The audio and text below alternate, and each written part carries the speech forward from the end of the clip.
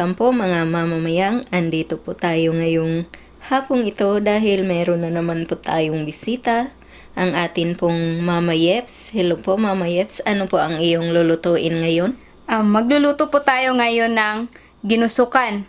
So ito na po yung ating mga ingredients na kakailanganin.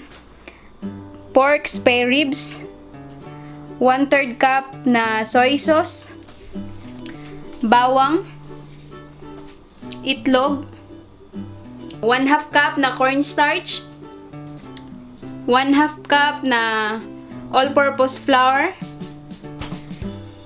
1/4 cup na vinegar, ground black pepper, dahon ng laurel, olive oil, at tubig. Ngayon po, ang una po nating gagawin ay kukuha lang po tayo ng cooking pot na ating pagpapalambutan ng ating pork spare ribs. So, ilagay na po natin itong ating pork spare ribs. Tapos, lagyan po natin ang ating toyo, suka, bawang, yan. Tapos, itong ating paminta, yan. At saka itong ating bay leaves.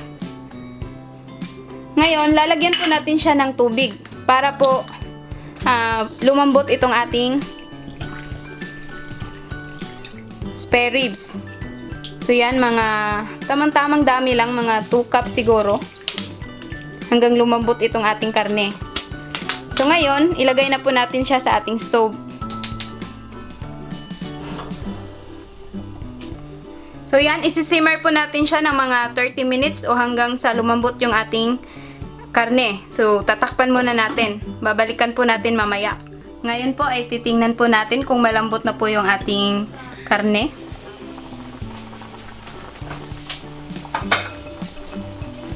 Yan, tutusukin lang po natin ng tinidor para malaman nating malambot na siya. Yan, pwede na po kasi malambot na siya, oh. Hindi po natin kailangan na yung sobrang lambot kasi ang gusto natin yung intact pa yung ating ribs dahil ipiprito pa po natin siya. Yan. Okay na po. So, papatay na po natin yung ating stove at ililipat lang po natin itong ating spare ribs sa isang lalagyan.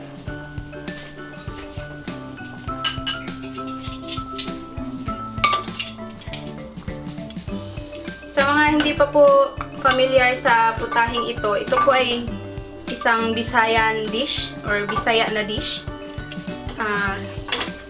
Usually po, niluluto po ito sa yung mga baryo-baryo or yung sa mga probinsya. Kapag may mga special na okasyon like yung fiesta or yung may ikinakasal. Ito po yung naalala ko dati na putahe na niluluto ng mga tao kapag may mga ganong okasyon.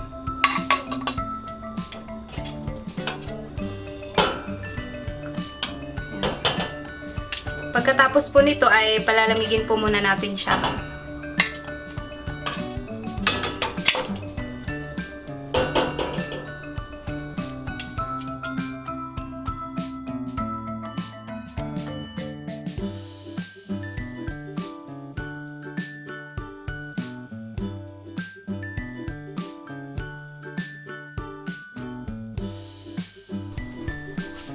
Ngayon, habang pinapalamig po natin yung ating spare ribs, ay mimix po muna natin itong ating pang-breeding ng ating pork spare ribs. So, ilagay ko na po itong ating all-purpose flour na 1/2 cup. Tapos, lalagyan po natin ng cornstarch. Pero kahit na walang cornstarch po, yung all-purpose flour lang ay pwede na po yun. Ngayon, lalagyan po natin siya ng durog na paminta. At maglalagay po pala ako ng asin para may lasa na po itong ating harina. Yan, mga 1/2 teaspoon lang siguro. Tapos po, hahaluin po natin siya.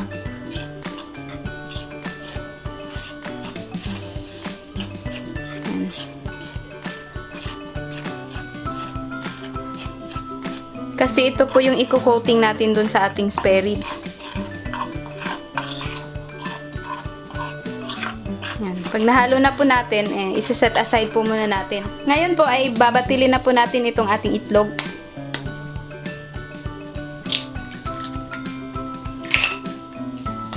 Kayo na po yung mag-a-adjust sa dami ng itlog na ilalagay nyo. Depende po yan sa dami ng karne na ginamit nyo.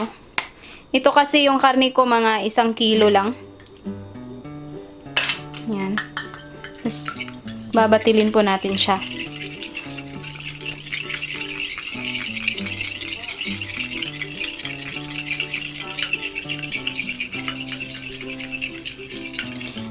Hindi ko lang po alam kung ano pong tawag sa iba nitong dish na ito. Pero sa naalala ko po, ang tawag namin doon sa Mindanao nito ay ginusukan. Pero yung may nababasa po ako, yung tawag daw po ng iba na doon banda sa Cebu ay los-los. Ewan ko kung yun. Basta yun po. Yan. Ngayon po, mula na po nating i-coating itong ating spare ribs. So, kuha lang po tayo ng spare ribs, tapos isasawsaw po natin dito sa ating itlog. Yan. Pagkatapos po, ay isawsaw natin dito sa ating flour mixture. Yan, iro-roll lang po natin para siguradong malagyan po lahat.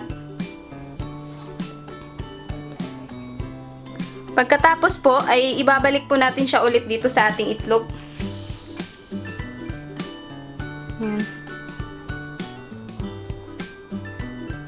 Tapos dito na naman uli sa ating flour mixture. Yan.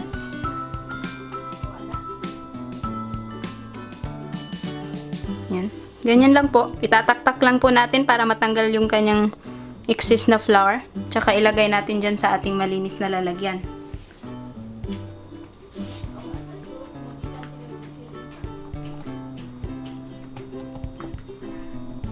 Yan. Gagawin lang po natin ang prosesong ito hanggang sa matapos po nating malagyan lahat ng ating spare ribs.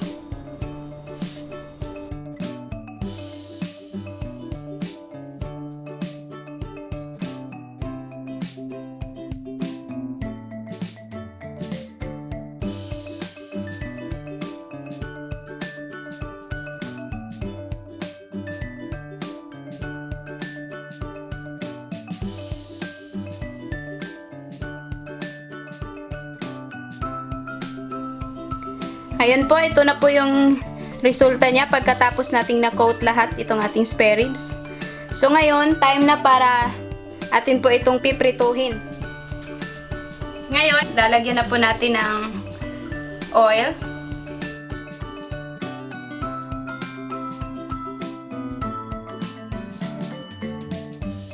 Yan. Papainitin lang po natin siya para hindi didikit mamaya yung ating spare ribs.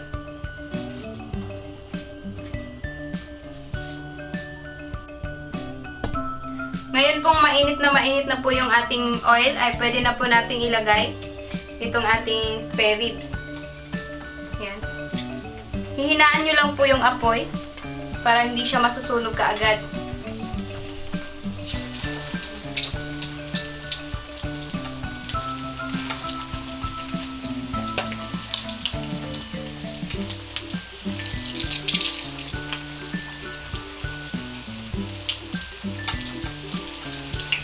Tama na po siguro yan para hindi siya magdikit-dikit.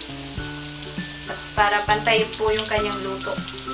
Yan, mamaya pag mag-golden brown na po yung ilalim, babalik ta rin po natin.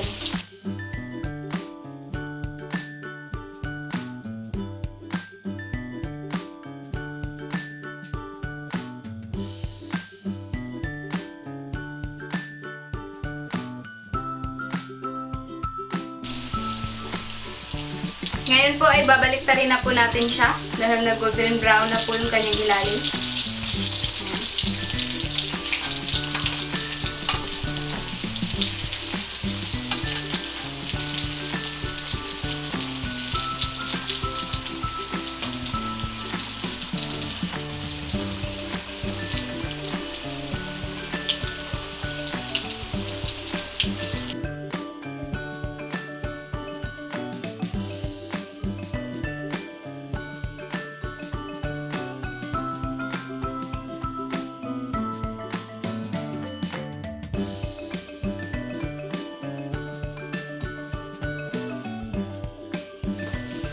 Ngayon po ay luto na po siya. So, hahanguin ko na po. Ilagay ko lang po dito sa ating paper towel para matanggal po yung kanyang excess oil at ma-drain siya.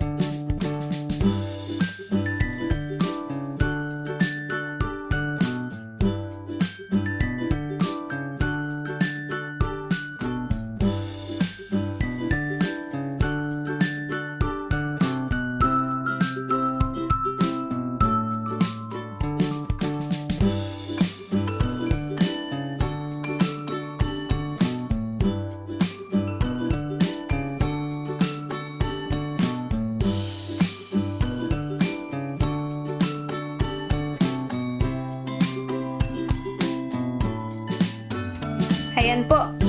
Luto na po itong ating ginusukan. Lalagyan ko lang po siya ng garnish sa ibabaw. Itong spring onions.